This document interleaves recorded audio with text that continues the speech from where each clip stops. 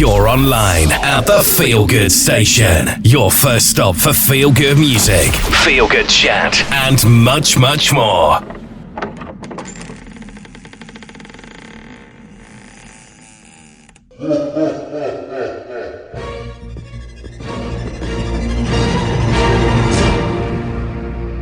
The Cellar of Horrors. Find in you, Lord, a fortified tower and castle of blood and hallowed be thy kingdom come. Thy will be done. I see the unafraid. Right, prejudices. Do you think they will save you now? So I should pray to you feel my little eyes creeping up your spine.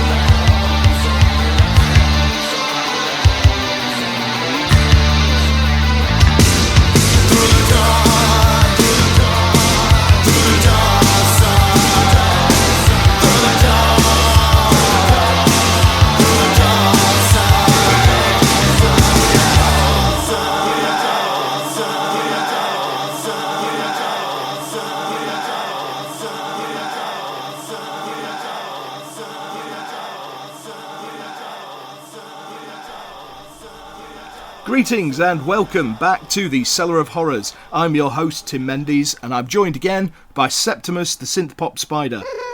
Yes, we've got quite a packed show lined up for you this time. In the first hour, we'll be joined by James Scott from the band The Vaulted Skies to talk about his recent release and about various things and the upcoming gig he's got in Bradford and all that kind of business. We'll be finding out about the band and it should be fun. And then in the second hour, we'll be joined by one of my co-conspirators, my partners in crime, my co-host from the Innsmouth Book Club podcast and Strange Shadows, the Clark Ashton Smith podcast, Mr. Robert Poyton. He's a writer and he's also a musician, so we'll be talking about his writing work in horror and all that kind of stuff. And we'll also be talking about his band, The Phobias, and probably about various other bands he's been in over the years. There's some interesting ones I'd like to get into. Stay tuned with us. It should be fun. For our next song, I decided, because Septimus here is complaining, apparently I didn't play enough synth pop last time. Now, personally, I thought I played a lot. I thought I played plenty of synth pop, but apparently not. This moody, miserable red and black spider here has been throwing a wobbler all week, so I decided he can choose the first song. So, Septimus, what do you want to hear? What band do you want to hear? Ooh, nice choice. Yeah, very underrated band. An absolutely brilliant band from the 80s. What song? Oh, you've gone with one of the newer ones. Excellent, yes. Right, so our next song is going to be by the band B-Movie, and the song is called Another False Dawn.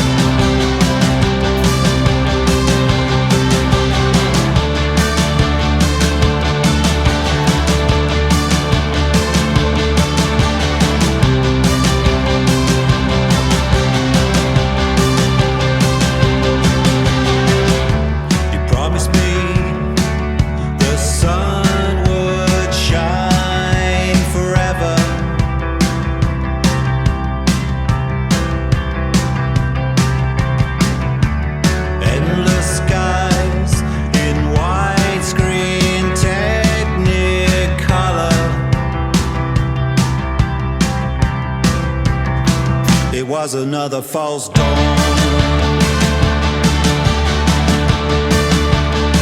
It was another false dawn, dawn, dawn, dawn, dawn, dawn. It was another false dawn.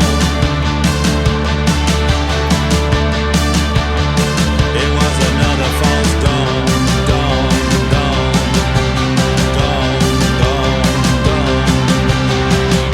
You promised me this time we'd turn the corner.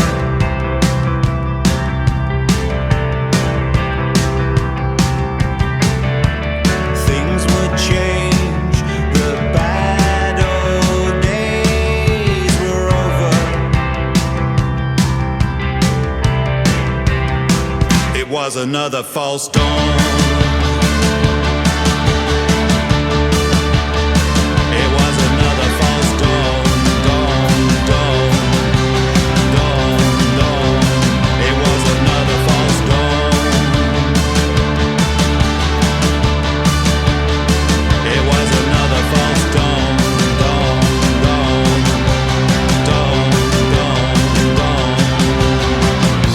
And I believed that love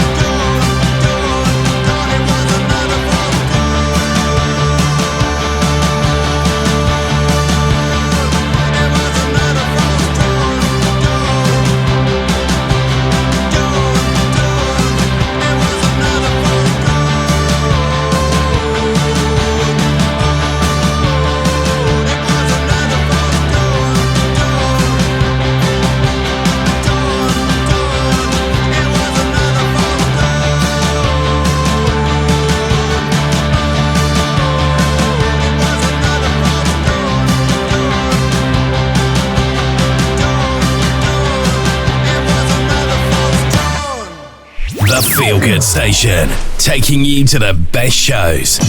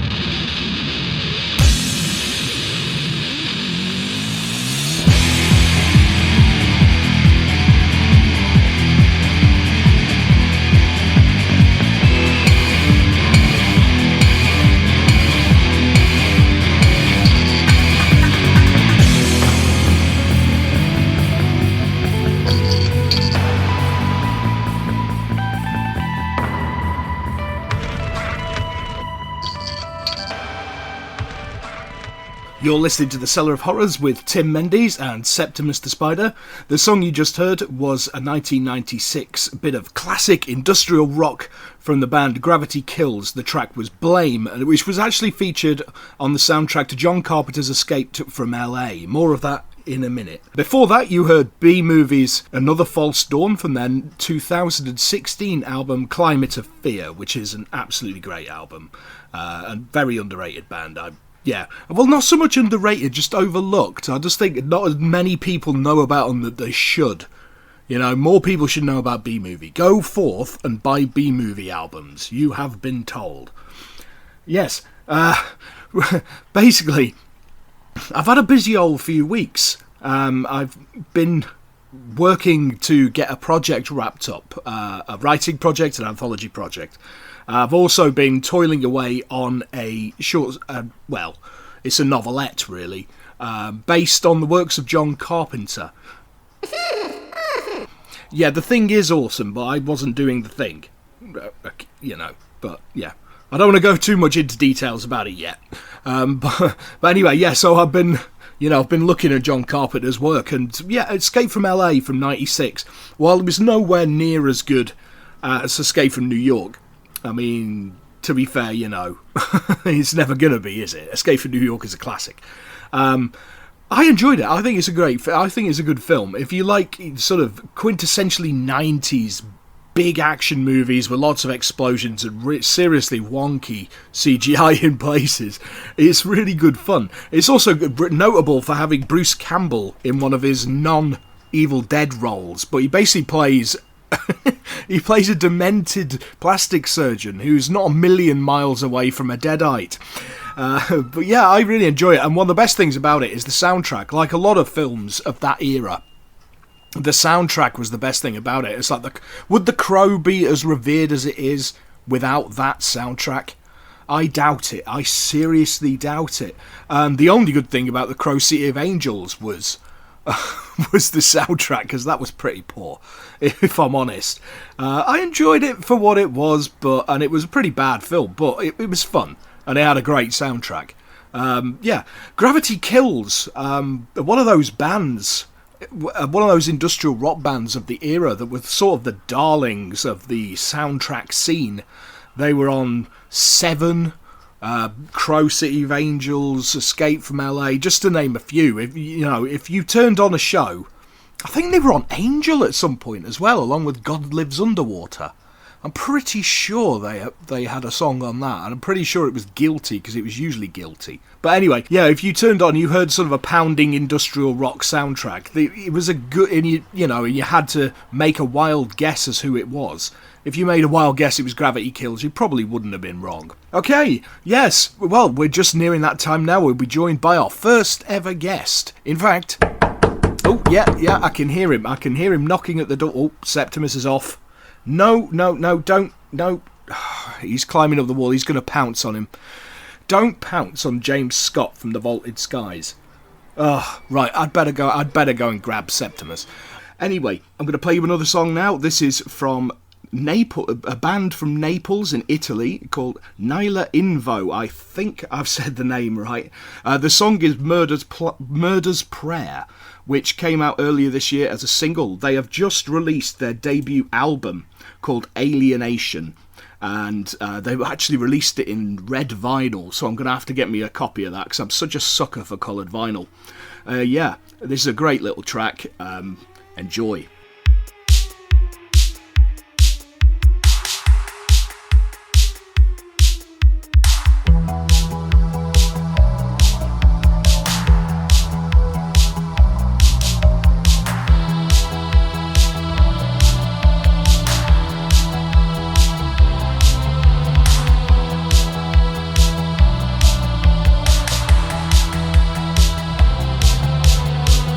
It grows inside of us.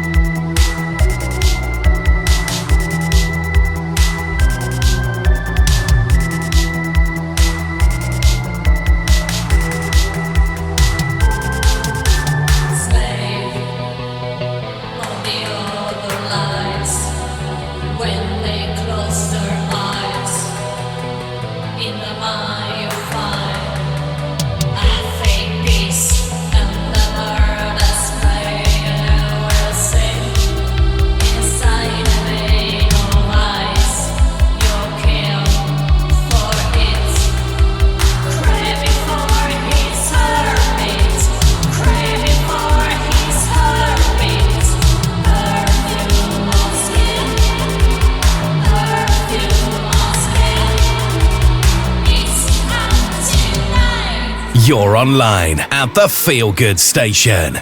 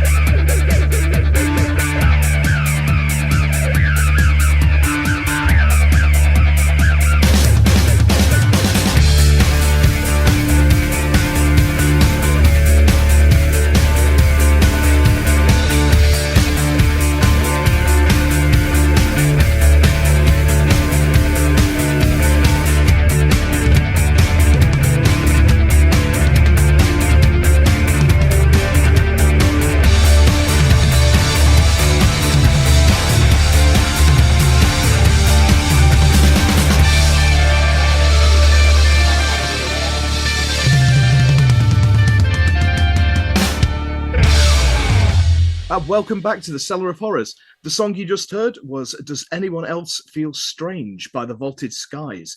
Now, I am joined by Mr. James Scott from the band. James, how are you doing?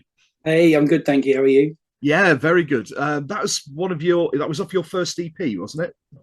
Yeah. I mean, it's debatable whether it's the first or the second. The debate is on, but yeah, it's one of our earlier ones. Yeah, because that's something I actually wanted to ask you about, because I bought a CD off you at one of your gigs. Oh yeah, which is like almost like an album length, but then there's an EP, and so we officially released that EP, No Fate, like back in 2017. I think, I don't know. I can't remember. It says 17 on Bandcamp. Oh, there you go then. Well, let's go with that. But what I wanted to do is I literally homemade some CDs of, people said like, oh, I love the set that you played. We used to do like a 9-song set, which is about 45 minutes is typically the sort of slots we were doing. And people just seemed to really like the running order of those songs. So I thought, well, I don't have like proper studio versions of all of them, but I'll just compile like, oh, there's the demo of that one and the studio version of that one, and a lot of the songs on there were the ones that were on the EP as well. So that was a special limited edition just for you. Right, perfect. Yeah, because I think it was like one of the last copies you had, because it was like I think it was the last show I went to before lockdown. You were supporting Still Patient and Grooving in Green. And yes, and Faces of Sarah, I think. Oh, yeah, no, that was it. It was the Faces of Sarah gig, the Grooving in Green. That was it. Yeah. And and I got your last T-shirt as well, which just happened to be in big bloke size. So it's a bit like, people are like miniature. Most of the people are the miniature. All the other ones are gone. So I'm a big bloke. I'll have it. I think we only made 9 of those CDs. It was literally 9 songs on 9 CDs of the sets that we usually play at 9 p.m. Oh, excellent! I like serendipity. Or something. Yeah. Excellent. Yeah. So how did Vaulted Skies sort of come about? Where did it come from? Well, I mean, I had bands in the past, but then I took a break. I just got to that point where, one of the long-standing members, their heart wasn't really in it, and you kind of just go right. And I made the stupid mistake of trying to go solo, and then realised that despite thinking I'm a very motivated individual, couldn't do anything really. I just had this well of procrastination, and then so I'm a long-term fan of The Cure. But even like some of the shows that coming up to that time, like Vaulted Skies got together 2012, 2013. But in the years leading up to that, The Cure had gone down to a 4-piece, and the sound had changed quite a lot. But then all of a sudden, 2012, Reeves Gabrels joins the band, who was David Bowie's guitarist for a long time and was in Tin Machine with him and everything, was sort of the musical director. And it just seemed to bring the band back to life. Roger O'Donnell came back on keyboards, and they did this show at Pink Pop Festival, which I watched online. And it was just like, that's what I want to do.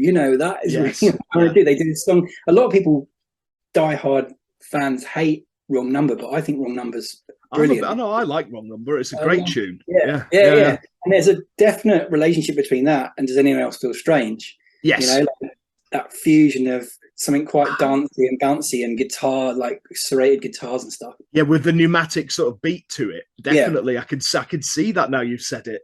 Yeah, never thought about that. Yeah, I'll have to do that next time I do one of my nights. I'll do a mix. That's what you should play it on your show today. So I saw that and I was like, this is what I want to do. And I just did the usual thing of like putting ads out, and long story short, found a lineup that went on for a couple of years. And actually we got to support Reeves Gabrels. He was doing his own thing called Reeves Gabrels and His Imaginary Friends. And he was doing a tour. So the short version of that story is we missed out the first year, but the second year he came back to our hometown, we got to support and open for him, and that was amazing. That's really how it all got going. The lineup's changed a bit over the years. Different people have different priorities come and go, but it's really amicable. and we're sort of on good terms with everybody, so it's quite useful if anybody That's needs. nice. That's actually quite rare, isn't it? Because usually, Yeah. usually, I like whenever I've been in bands, I've kind of burned my bridges when I've left. Yeah, yeah, You know, yeah. Well, I don't punch the things don't vocalist or end. something. You know.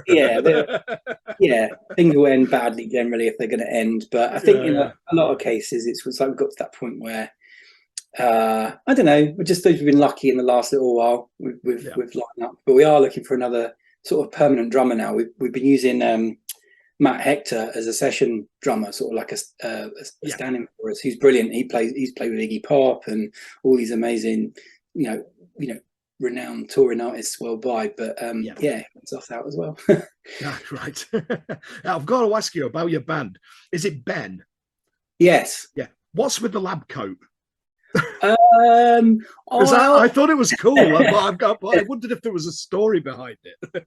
I guess it's just, I mean, if I peel back the layers perhaps more than I should, it's probably just because he feels more comfortable in, you know, like I do. Like I put on my goggles and my makeup. Yeah, you have your, just feel a bit more, comfortable being on stage. And I guess it just it gives you the permission to be there maybe a bit more than if you were just, you know, perhaps feel a bit too exposed if you're there in jeans and a t-shirt. But, I always hid behind big frills. Yeah. Big frilly shirts. That was always my armour. Frills, friends.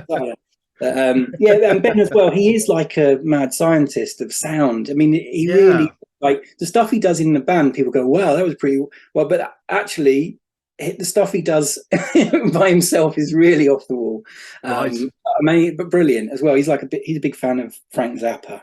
Oh, nice. And he's proper schooled musician. You know, he knows all the theories. Has done all the music production. He's done a master's in music and all that stuff. So he's like the real deal. So he's the academic of the group. Yeah. So yeah. Or rather, I think I might just be the dunce of the group. I'm pretty sure. I mean, pretty serious at university as well. But yeah. Excellent. Yeah. So, like I say, I've seen you like once. I need to catch you again because I really enjoyed your show, and you've been doing quite a lot of shows lately. I've noticed, and you've got one coming up at Bedford, isn't it? Yeah, we've got our only show that's booked at the moment. Actually, it could be our last show. Who knows? So go to it. Yeah, please don't. Please don't. It really will probably be our last show. Yeah. But yeah, 21st of October, Bedford Esquires. We are playing on the same bill as Actors, who are headlining. Alga, and I think the tour support for Actors more widely is Vanilla Sugar. So I think we're either on first or second. I can't remember. I don't know yet, maybe. But yeah. Is that Flag Promotions who are putting that together? Yes. Yeah. I was trying to do shows with them for about 20 years, and then I think my emails were just going into their spam, and then we happened to Bedford show for them with not Rose. We did do one with Rose Laverne. There was one before that with Jay Aston and because I saw you supported Gene Loves Jezebel. I saw him down in Brighton. On the same tour, and it was like, damn it, I could have been able to get up to that show because that would have been a good one. But, that was a good one. And so off the strength of that, Frank, who runs Flag, said, why didn't I know about you before? And we're like, well, I've been emailing you for 20 years. He booked us for these other two shows. But it is a bit, it's feeling a bit like old school Hollywood now. It's like, we've got to get some people along, otherwise we probably won't work in this town again. Oh, God, yeah. It's difficult now because people are still a bit, I think even for some big shows, people are quite tentative about. It's strange. It's like, 'cause I've been to a few shows recently and it's never really picked up. It's like the nights I put on, my monthly night, it's never got that level of attendance, has not quite got back to it. Yeah. After COVID sort of thing, it's nowhere's, it's like talking to the taxi drivers. It's like, they're like, no, clubs just not the same. So. No. And I think it's a combination of people genuinely don't want to catch stuff. Yeah.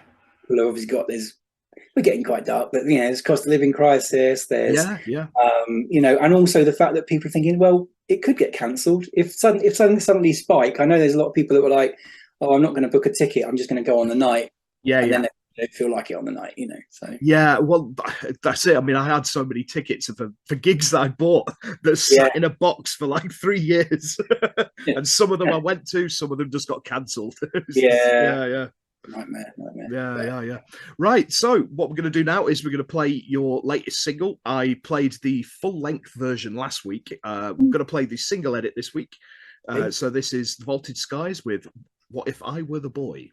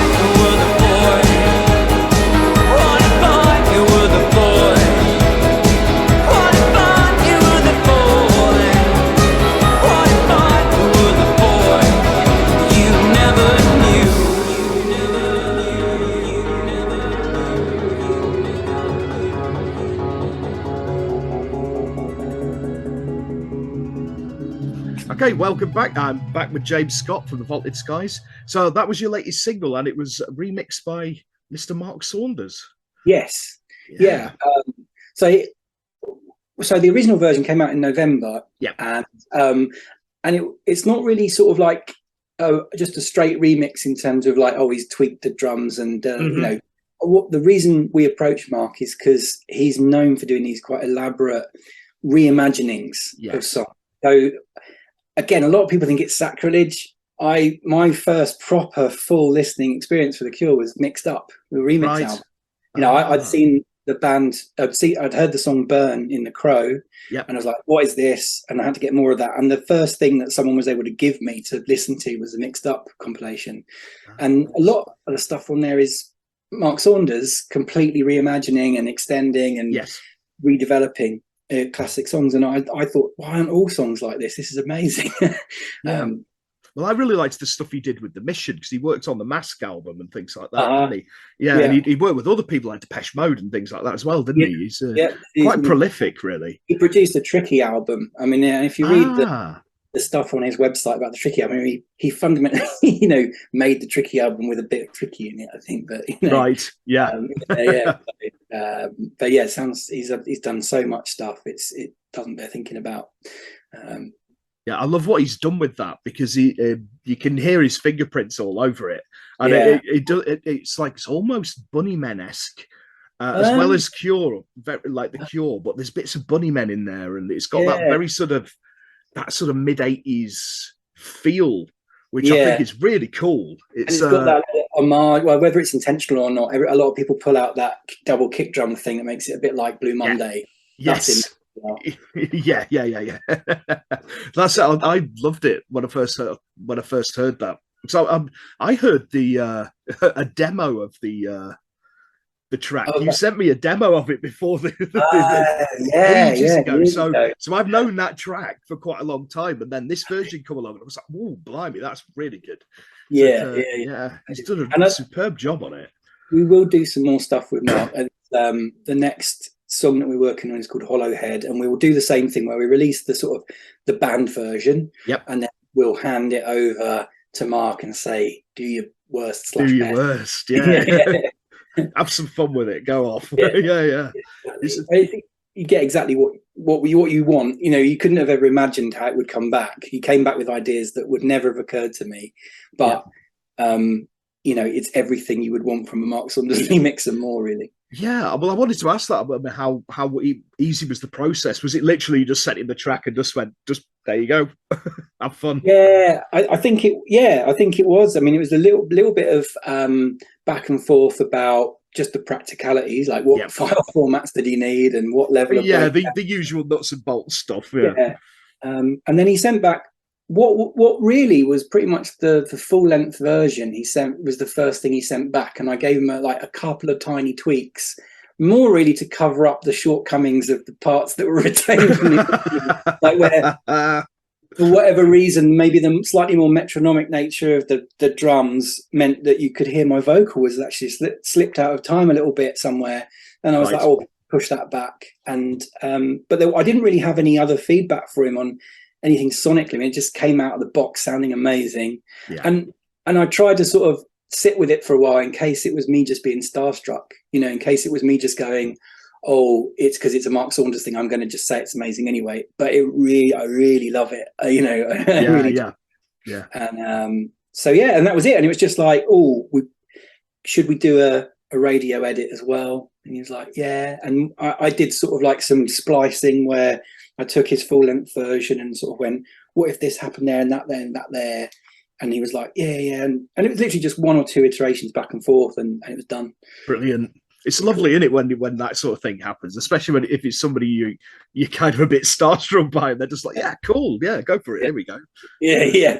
I think that's what I found with the Reeves gig as well. I mean, no disrespect to any bands that we've ever been on the bill with before, but a lot of headline bands, they'll, especially if they're earlier in their career and they're headlining, they'll sort of turn up late and they put the swagger on a little bit, and it kind of just rails the evening, puts everybody on edge. Whereas when we played with Reeves, like, he wasn't even supposed to be arriving at the point where we turned up, and he was finishing his sound check, and it already sounded amazing. It was just like, yeah, we thought we'd crack on early, give you guys some time to do your sound check, and it was just made the whole evening much better. Right? I think you find the more professional people are actually the nicer they are as well. Yeah. I love it. Yeah, it's strange because I've been in that situation when I put bands on where you've had some who you'd think big names, and you'd think, oh god, this might be a bit, and they're like, they just turn up and they plug in, they get on with it, and that's it, it's sorted. And then you'll have other people who do, like, they'll turn up and they'll be arsing about, and get on with it. Just sound check, get on with it. It's like, we're on the clock here, guys. Come on. I think I realise now it probably comes from a bit of fear. Do you know what I mean? Like people probably are like more worried about things than just trying putting on the swagger on top of it. But I guess that's probably what it is. Yeah, it's nerves, isn't it? I guess sometimes get nerves get the better. If you've been doing it for 25 years, it's just do it in your sleep, don't you? Just you've seen it all, you know. Yeah. Yeah, the monitoring might not sound great, but you're just going to get on with it, you know. Yeah, just move it about a bit and see what happens, you know. Just move it with your foot, just sort of angle it so your ears near it, Yeah, just lay on the floor. Yeah, just crouch down next to it. There you go.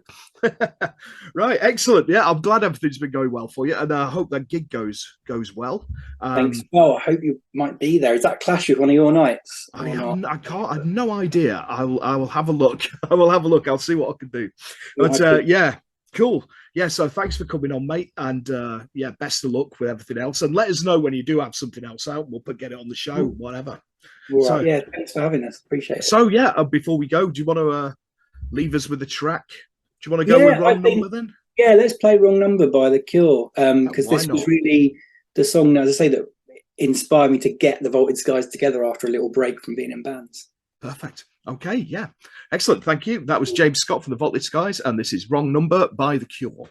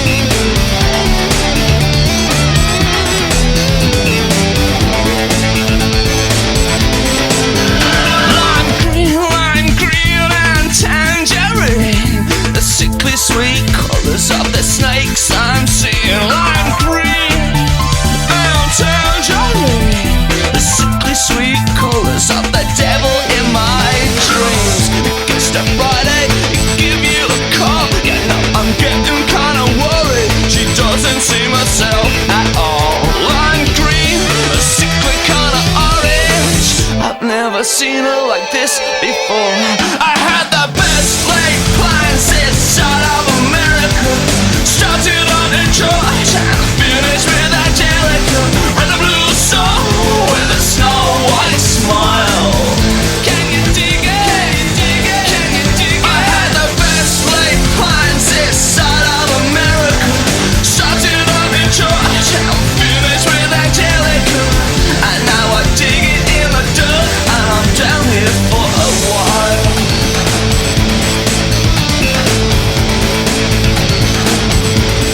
Down here for a while.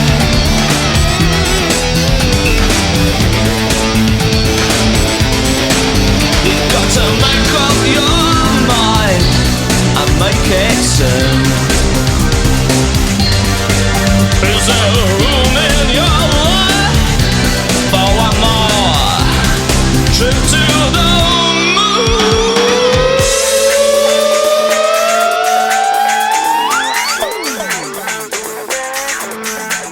Is there room in your life for one more?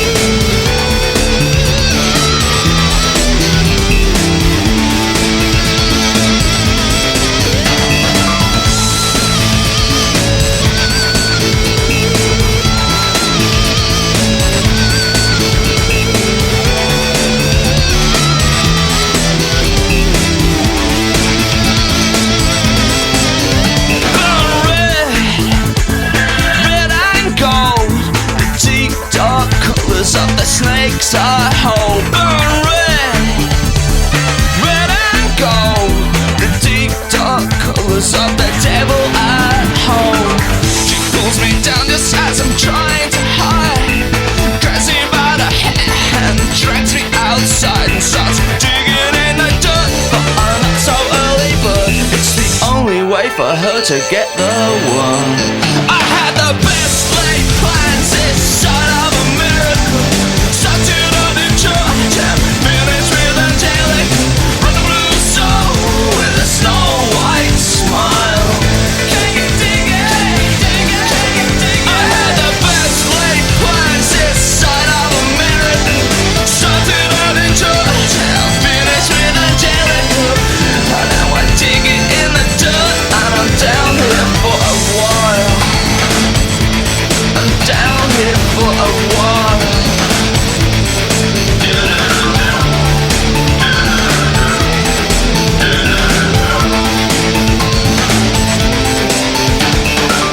Hello? He's still there? Hello? Hello, he's still there? Much too late. Sorry, wrong number. I'm sorry, is the wrong Yeah, number? sorry, wrong number.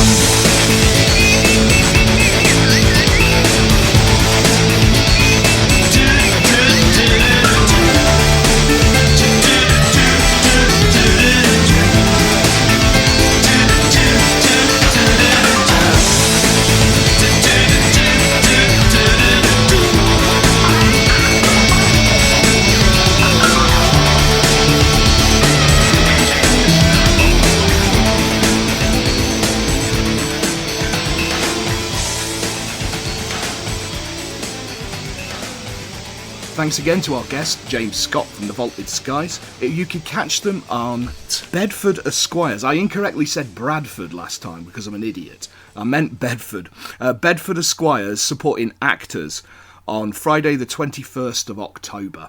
Yeah, if you want to get in touch, if you want to come on and have an interview with me, or you've got something you want to plug, you want a gig or something else coming up, contact me by emailing cellarofhorrors, all one word or lowercase, at gmail.com. Now, here we go. We've got an event coming up on the 22nd of September at 7:30 at Scarlet Velvet, which is a goth vintage fashion shop in Ivybridge, Devon. The event is Tales of the Unexpected, Murder, Mystery and Mayhem from the South Hams Author Network. 3 authors delve into the dark side, featuring Tony Rea, Alison Huntingford and Merlin Smallbone. Now there's a name for you. That's a great name, that. Tickets are £8 and they will include refreshments at the shop. Yeah, sounds great. It's a shame it's so far away from me because I'd like to try and go and get a go to that. That sounds brilliant. Like I say, tickets are available from Scarlet Velvet, which is the Gothic vintage shop. So you may be even able to pick up a new outfit while you're there. You know, culture and a new outfit. What more can you want? Excellent. Now, yeah, I'm not looking forward to this. I've got to go and let Septimus out of his box. I had to put him in the box because, you know, he was going to jump on James Scott. Yeah, this isn't going to be fun. He's probably going to bite me, or at least try to bite me. Yeah, he can be a stroppy little so-and-so at times. Anyway, and we're rapidly approaching the end of the first hour. So what I'm going to do now, I'm going to play another track. This track is, a lot of people will know it from the A Nightmare on Elm Street 4 soundtrack. It was used in a classic 80s montage scene of Rick doing some kung fu in his garage before he inevitably gets skewered by Freddy Krueger. It's by US new wave band Dramarama. It's called Anything Anything. It's a great track. Gets the blood pumping, you know.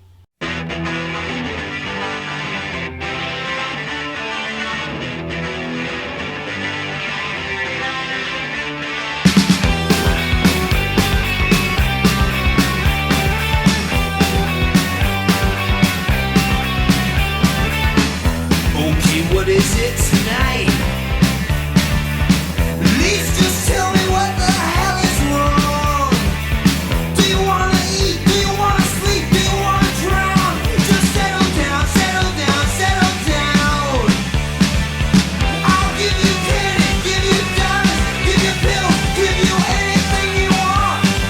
$100 bills. I'll even let you watch the shows you wanna see. Just marry me. Marry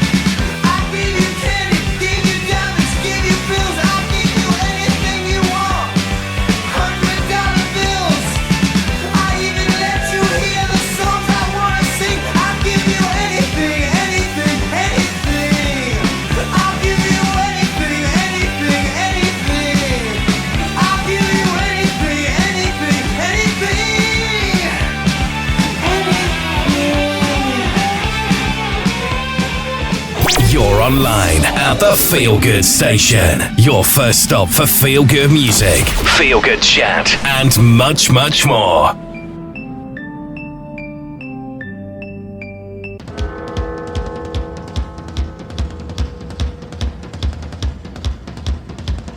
Ave dementia, obscurare tuscutum et veritas ut ceus.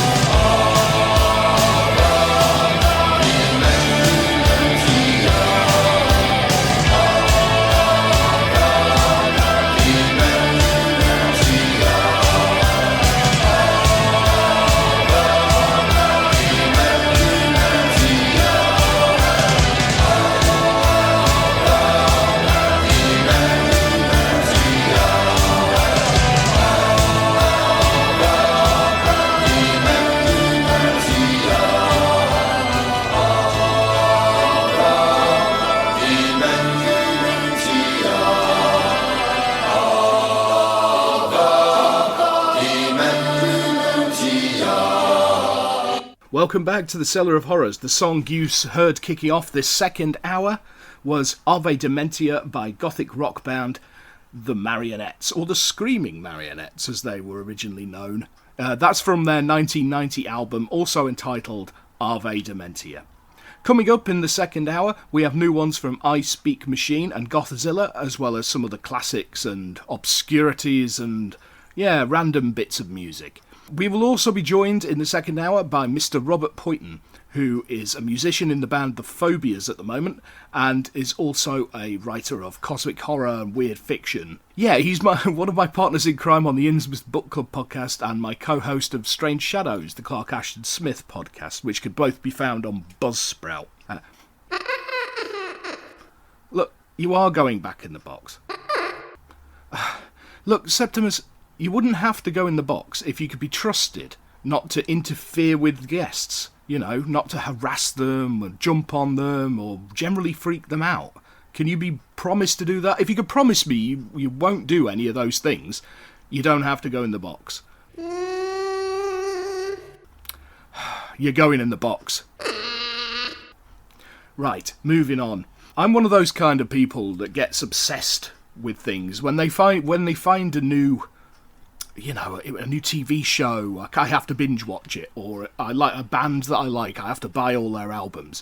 My recent obsession has been the works of Japanese horror manga artist Junji Ito.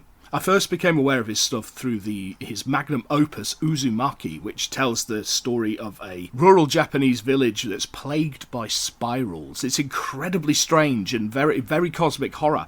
And I sort of fell in love with his style and all the rest of it. There's actually a live-action movie which I would recommend. It only goes up to like the second chapter of the full piece, but it's well worth watching. It's very, very strange, very bizarre, yeah, really weird. So it was right up my street. Ito cites Lovecraft as one of his influences, and that's what first sort of turned me onto his work. And yeah, I've basically had to go out and buy all of his short story collections and all the rest of it. It's absolutely marvellous stuff.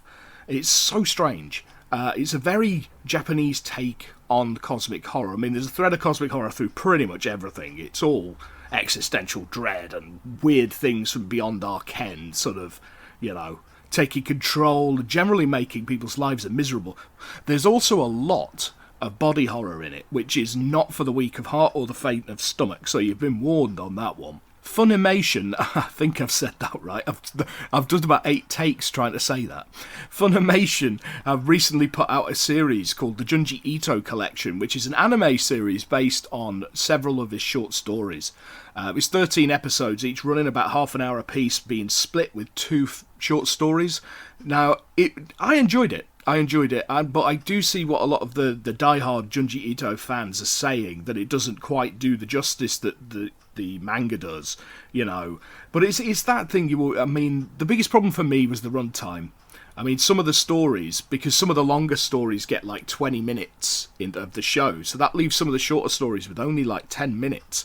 So it felt rushed. It felt really rushed, and, it didn't quite hit the uncanny valley as much as Ito's manga work does. But I enjoyed it for what it was. It was entertaining, and I thought it was quite a decent show, and I hope they do some more. But on more of an exciting thing, Adult Swim, the people behind Robot Chicken and things like that, they're putting out an anime series based on Uzumaki, which I'm really looking forward to. I think that's going to be absolutely superb. So that's apparently going to be out in October, I assume around Halloween, so I'm definitely going to be keeping an eye on that. I will give you more information as and when, like release dates and things like that, as and when I get them. Okay, so in keeping with the Japanese theme, I'm going to play you an absolute belter from the land of the rising sun.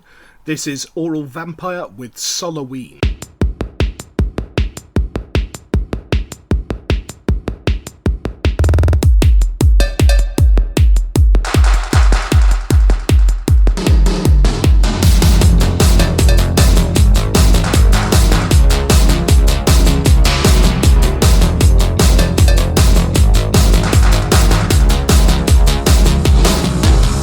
Tsumasaki 伸ばして今夜のドレスを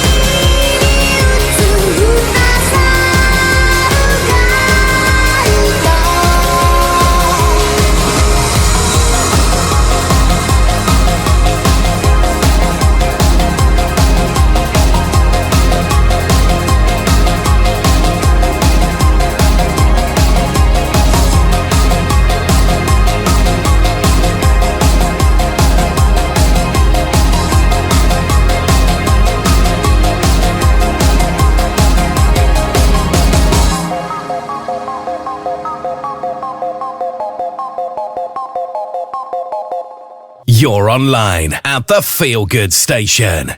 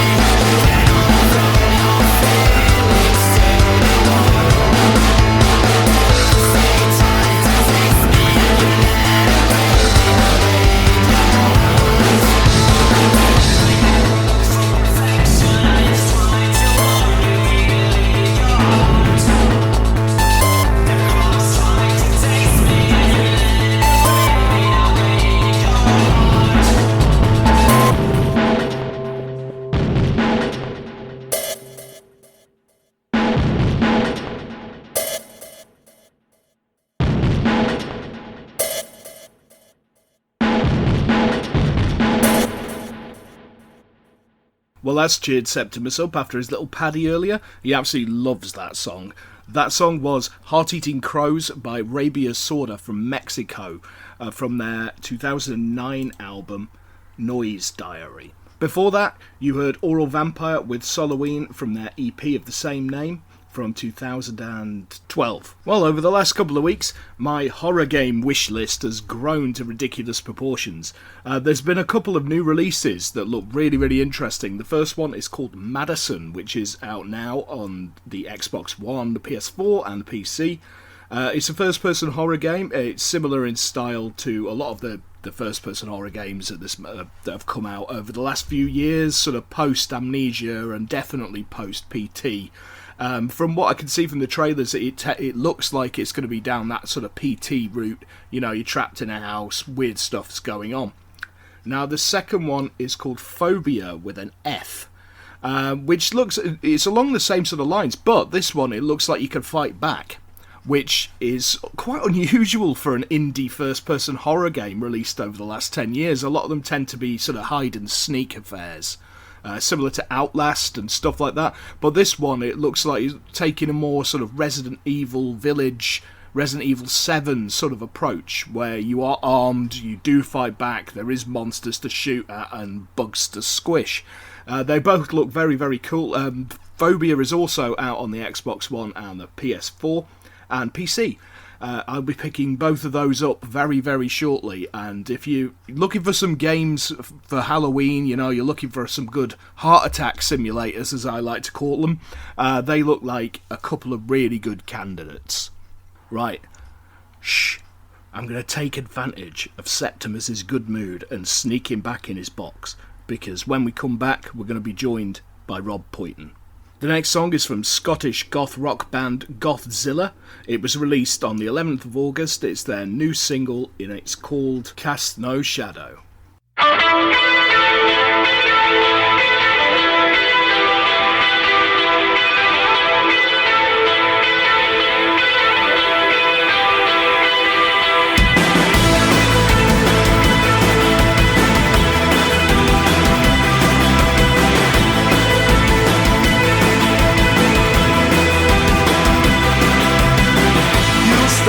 Against the wind, as you watch the night begin, it's the point of no return. There's nothing left to learn. Sky is dark and the moon is low. You cast no shadow. You cast no shadow. You cast no shadow.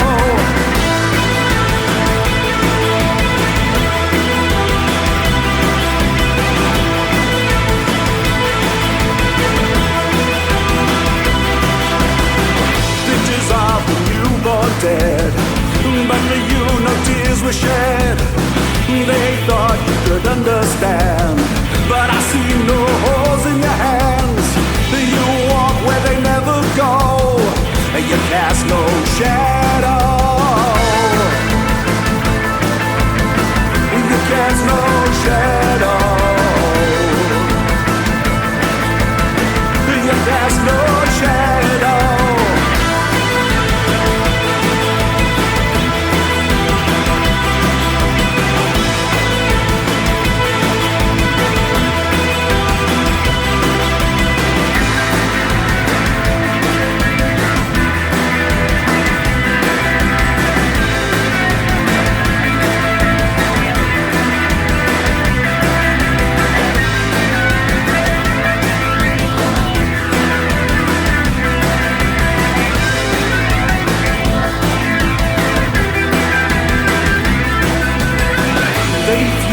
Fires that burn for you. They laugh at everything you do, but you find as you look below, you cast no shadow. You cast no shadow. You cast no shadow. There's no shadow. You cast no shadow.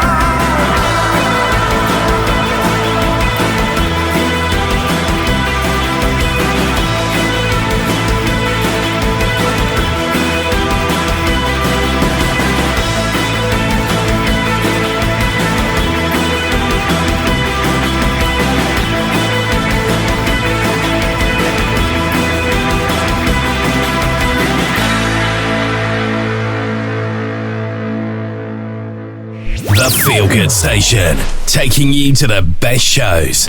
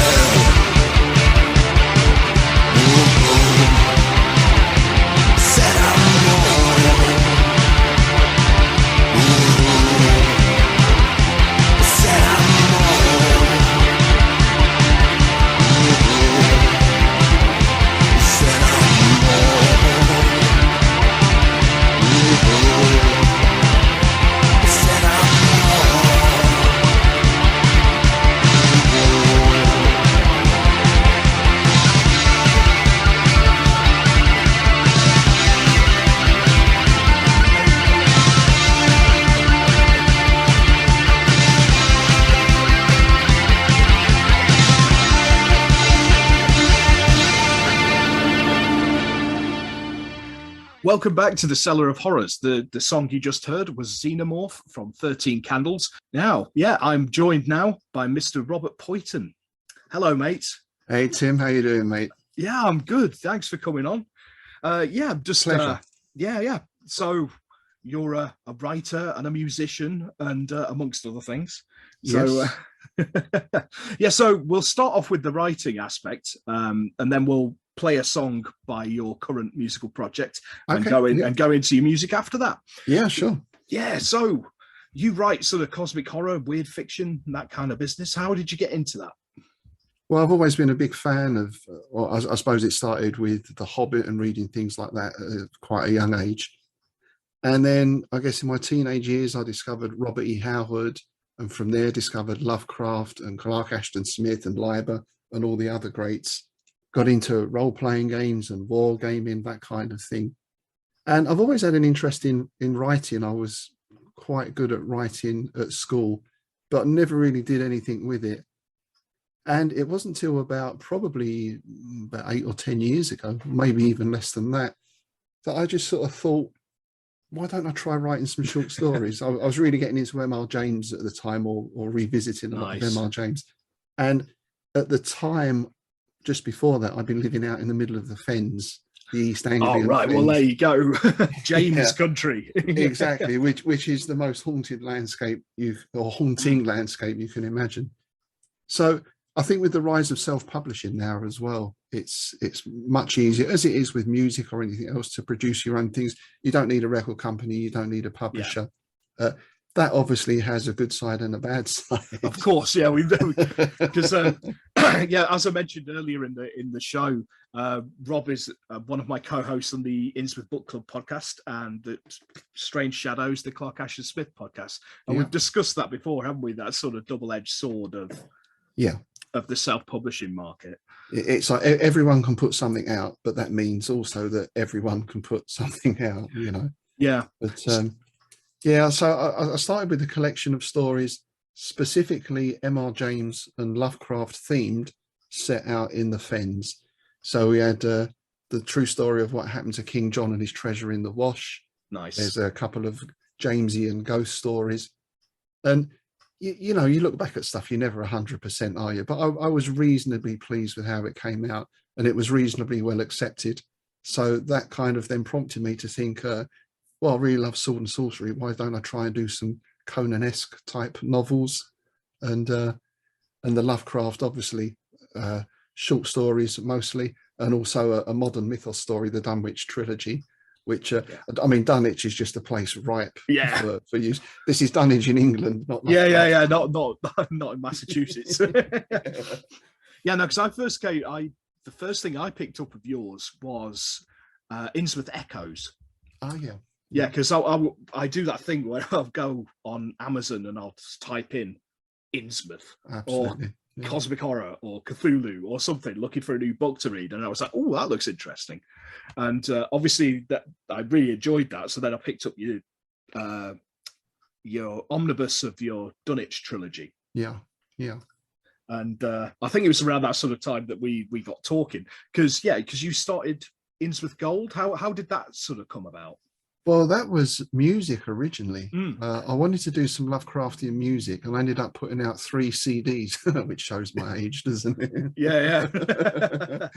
And the first 2 were basically soundscapes to specific stories. So things like At the Mountains of Madness or Dreams in the Witch House. And it was kind of, in a way, it was, if you were reading the story through, then the music would change per scene, and there were sound effects and everything in there as well. Oh, excellent. And then I did a similar one with Robert E. Howard. So that was from Frost Giant's Daughter. There's a lovely reading by a friend of mine, John Brzezinski, of one of I think Solomon Kane's Homecoming. And he also read the poem Samaria as well, which I put to music, which I was really pleased with. So it really started with music. And then when I had this idea to start writing, I thought, well, I'll just put these out myself and see what happens. You know, I'm not expecting to set the world on fire or anything. Well, no, it's just a creative outlet more than anything, isn't it? Exactly. Yeah. And then from there, you started actually curating anthologies. And, yes. So I came into the picture. Yeah, well, we've got a great group of people now that we call the Innsmouth Writing Circle. I mean, there's people like Miguel Fliger and John DeLaughter and Glyn Owen Barris, Russell Smeaton, and several names that people will be familiar with from that genre. Yeah. And about sort of once a year or so, we come up with an idea. I think the first one was Ancestors and Descendants. That's a good, I picked that up as well. There's some really good stuff in that one. It's great, isn't there? Some really good stories. And that basically was prequels and sequels of Lovecraft tales. Then we had Weird Tales, Tales, which was all cat-based stories. Yeah, the one I like in that is Shelley de Cruz. It's a poem.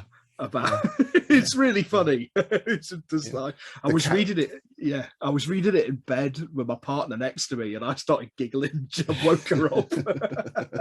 It's the cat versus the vampire bat, isn't it? That's the one. Yeah, that's it. The cat versus vampire bat. And total spoiler alert: the last line is "tastes like chicken." Yeah, that was it. That was you know when things just come out.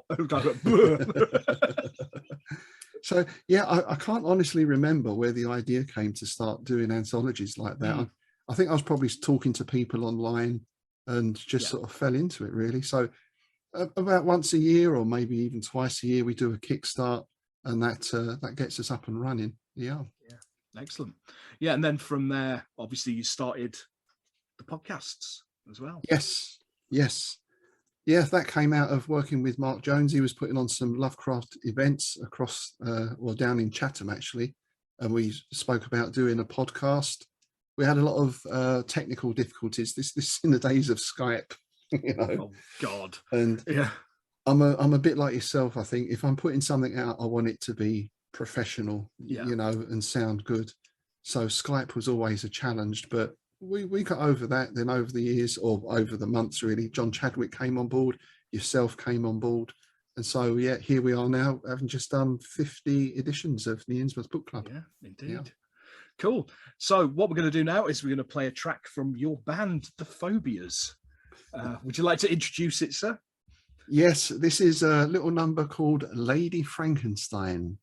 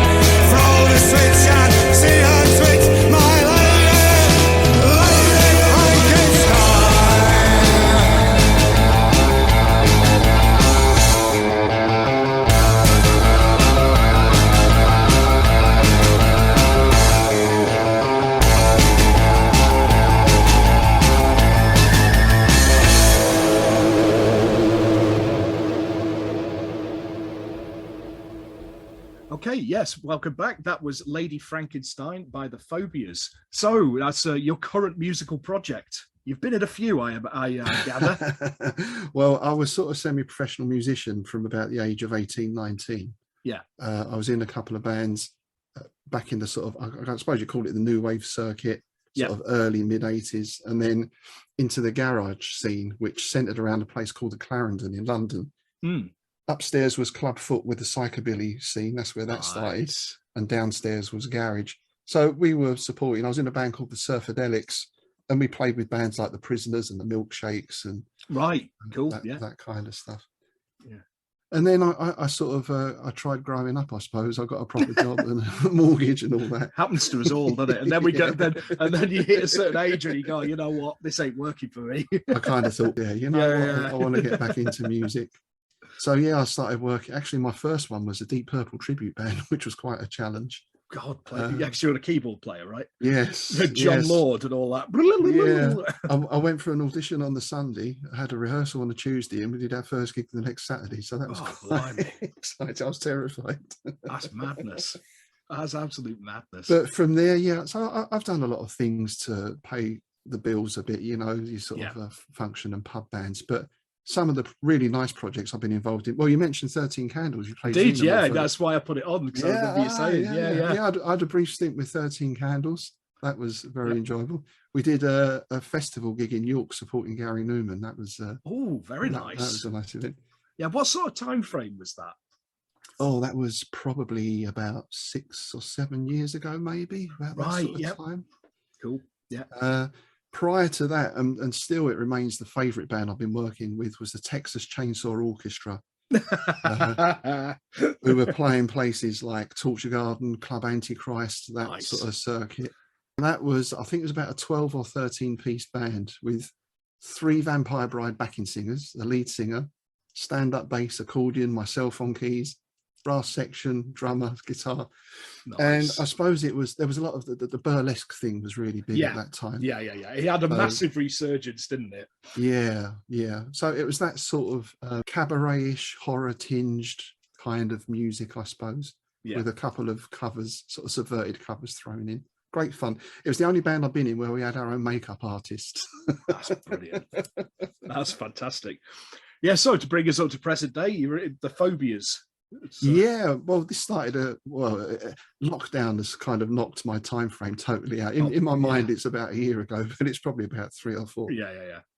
And this came out of my love through garage and surf music and bands like the Cramps and that sort of thing. Yeah, you can see the Cramps in there, and people like Demented Are Go and Meteors and all that kind of psychobilly stuff. That's it.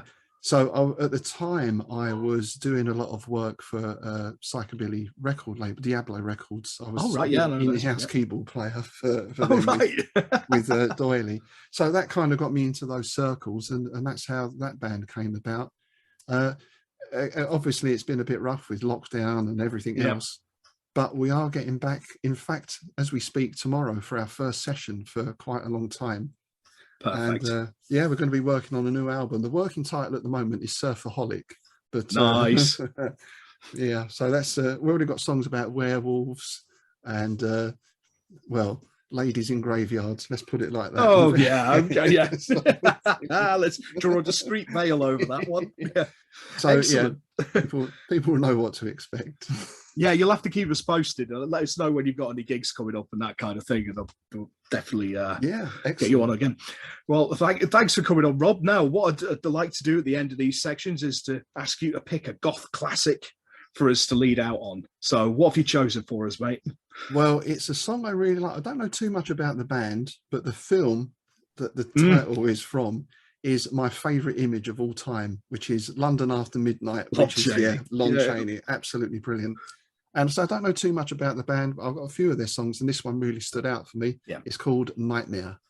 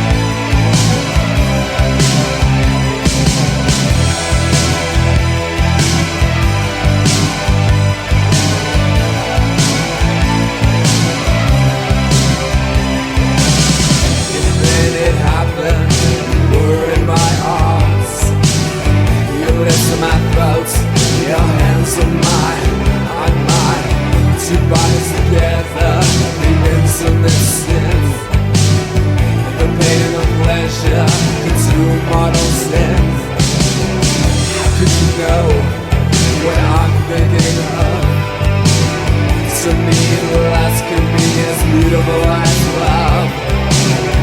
It's nice, your pure heart and soul. Untainted passion should have no control.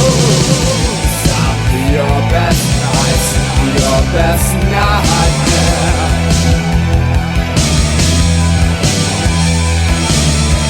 Stop your best nights, your best nightmare.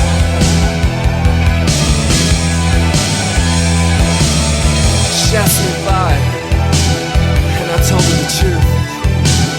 I said I'm sorry it takes me longer than you. Then she smiled and blushed and continued to grind and promised to make me go out of my mind. Returning her promise, she came to a halt, licking my lips. I tasted the salt. She sat up and gasped and clutched at her breast. I thought she was coming. I'd never have guessed it. As she grew pale, as white as a flower, she collapsed to the floor and was dead in an hour.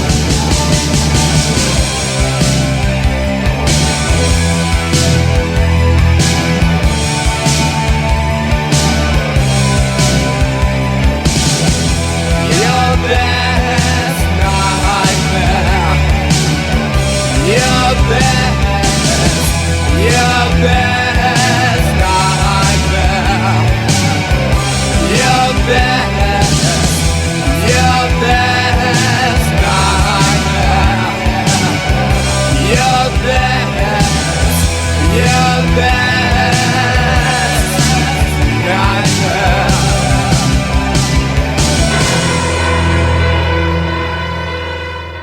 Great stuff. That was London After Midnight with their song Nightmare from their 1995 album Selected Scenes from the End of the World. And that was the choice of our guest, Mr. Robert Poyton.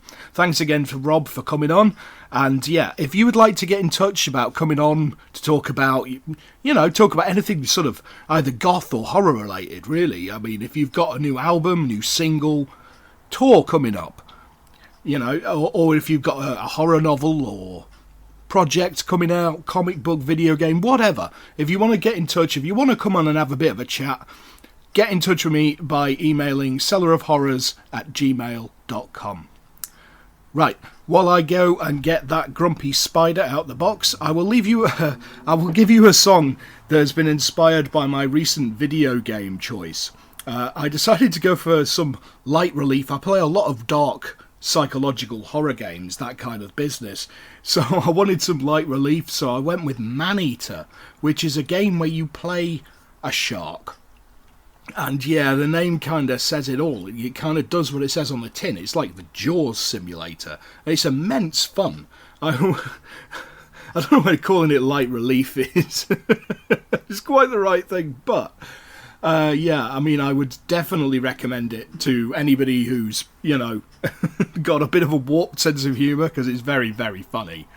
Yeah, but ever since I started playing it, I had the old Hall & Oates song Maneater in my head, oh, here she comes, that one.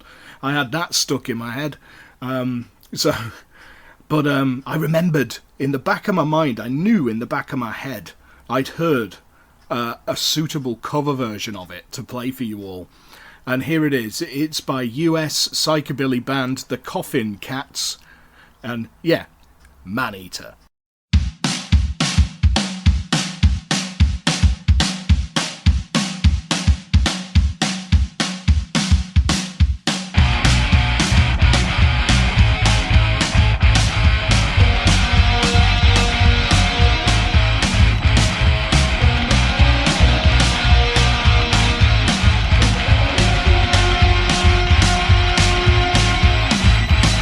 So we come out at night, leaning hungry.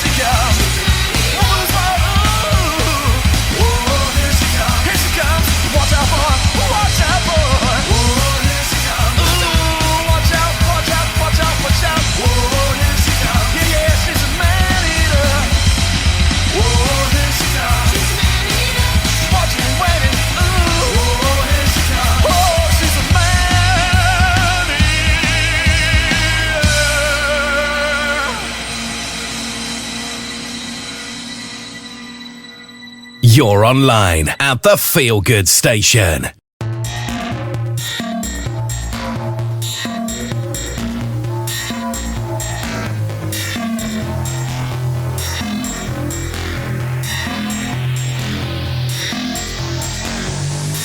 Here comes your girl with the candy hands, vinyl car, someone's chair.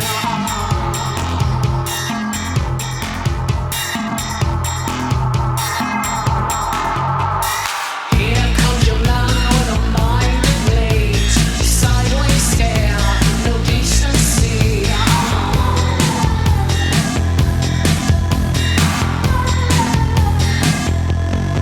And now we fight because it's war. And now we fight because it's war. And now we fight because it's war. And now we fight because it's war. And now we fight because it's war. And now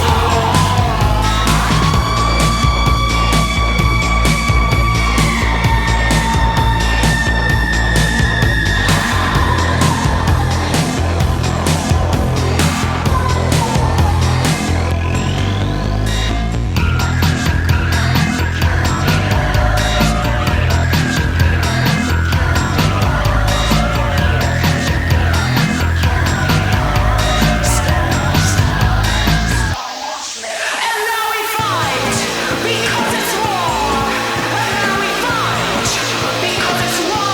It's war. It's war. And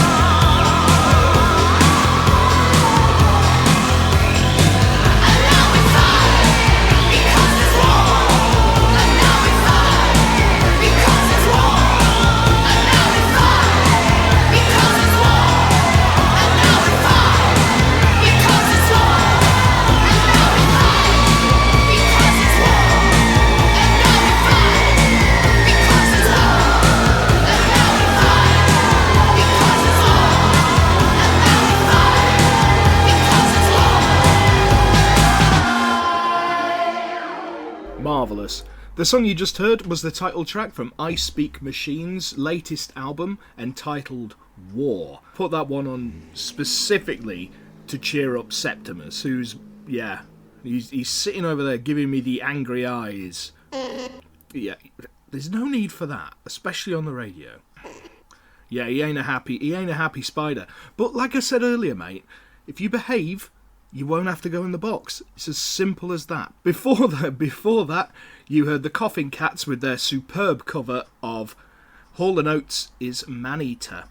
Now, I realised something when I was playing that last week we had Rabbit Junk's cover of Berlin's The Metro, and this week, obviously, we've had this Hall & Oates cover. So what I'm going to do in future, I'm actually going to have a specific spot for an odd cover. I've got a corker lined up for you next week. Also next week, I hope to have some more guests. We'll have definitely more of the same sort of quality tunes, strangeness, video game news, all that kind of stuff. As I said before a couple of times, if anybody out there wants to come on the show or has something to plug on the show, has, a bit of news, a new song to show off, a new book to get out there, get in touch with me at cellarofhorrors@gmail.com. That's all one word, all lowercase. Okay, that's about all we have time for, so I'm going to leave you with an absolute barnstormer of a track by Australia's Icon. It's called Ghost in My Head. I've been your host, Tim Mendes, along with Septimus, the sulky synthpop spider. Try saying that several times when you've had a couple. And we will see you same time, same place, next week for the Cellar of Horrors. Good night.